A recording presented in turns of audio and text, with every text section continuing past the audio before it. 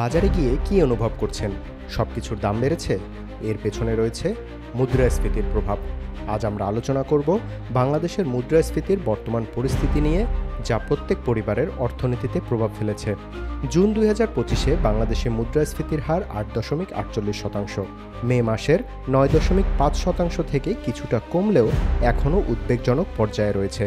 সবচেয়ে গুরুত্বপূর্ণ তথ্য হল 2024-25 অর্থ বছরে গড় মুদ্রাস্ফীতি 10.3%, যা গত 14 বছরের মধ্যে সর্বোচ্চ। এর বাস্তব প্রভাব কী?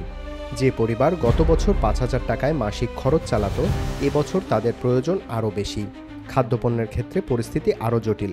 খাবারের দাম বেড়েছে 10.7%। এই মুদ্রাস্ফীতির মূল কারণগুলো বিশ্লেষণ করলে দেখা যায়, প্রথমত বিশ্বব্যাপী অর্থনৈতিক সংকট, করোনা পরবর্তী প্রভাব, ইউক্রেন যুদ্ধ এবং জ্বালানি সংকট বিশ্বের সব দেশেই প্রভাব ফেলেছে। বাজারে অতিরিক্ত তরলতা। যখন পণ্যের তুলনায় অধিক পরিমাণ অর্থ প্রবাহিত হয়, তখন দাম বৃদ্ধি পায়। সরবরাহ শৃঙ্খলের জটিলতা। কৃষক থেকে ভোক্তা পর্যন্ত পণ্য পৌঁছানোর খরচ বৃদ্ধি পেয়েছে। আমদানি নির্ভরতা। ডলারের বিনিময় হার বৃদ্ধির কারণে আমদানি ব্যয় বেড়েছে, যা স্থানীয় বাজারে প্রভাব ফেলেছে। এই পরিস্থিতিতে মোকাবেলার অন্তর্বর্তী সরকার বেশ কয়েকটি পদক্ষেপ গ্রহণ করেছে।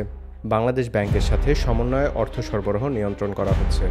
নিত্য প্রয়োজনীয় পণ্যের দাম নিয়মিত পর্যবেক্ষণ এবং বাজার স্থিতিশীল রাখার চেষ্টা চালানো হচ্ছে। কৃষিপণ্যের সরবরাহ শৃঙ্খল উন্নয়ন এবং পরিবহন ব্যবস্থার উন্নতির মাধ্যমে খরচ কমানোর প্রয়াস চলছে। প্রয়োজনীয় পণ্যে সাময়িক ভর্তুকি প্রদান এবং আমদানি শুল্ক হ্রাসের মাধ্যমে দাম নিয়ন্ত্রণের চেষ্টা করা হচ্ছে। ব্যক্তিগত পর্যায়ে আমরা কি করতে পারি? প্রথমত, পরিকল্পিত ব্যয়। আয়ের অনুপাতে খরচের বাজেট তৈরি করা এবং অপ্রয়োজনীয় ব্যয় এড়ানো। বিকল্প পণ্য ব্যবহার। দামি পণ্যের পরিবর্তে সাশ্রয়ী বিকল্প বেছে নেওয়া। দেশি পণ্যকে অগ্রাধিকার দেওয়া। দক্ষতা বৃদ্ধির মাধ্যমে অতিরিক্ত আয়ের সুযোগ সৃষ্টি। বর্তমান পরিস্থিতিতে আয় বৃদ্ধি অত্যন্ত গুরুত্বপূর্ণ। মুদ্রাস্ফীতি প্রতিরোধী বিনিয়োগ। এমন খাতে অর্থ বিনিয়োগ করা যা মুদ্রাস্ফীতির চেয়ে বেশি রিটার্ন প্রদান করে। আশার দিক হল, বিশেষজ্ঞগণ আশাবাদ ব্যক্ত করেছেন যে 2026 থেকে 2027 সালের মধ্যে মুদ্রাস্ফীতি 4 থেকে 5% পর্যায়ে নেমে আসবে। বিশ্ব অর্থনীতি স্বাভাবিক হলে বাংলাদেশেও পরিস্থিতির উন্নতি ঘটবে। গুরুত্বপূর্ণ বিষয় হল, আমাদের অর্থনীতি এখনও ইতিবাচক প্রবৃদ্ধি বজায় রেখেছে।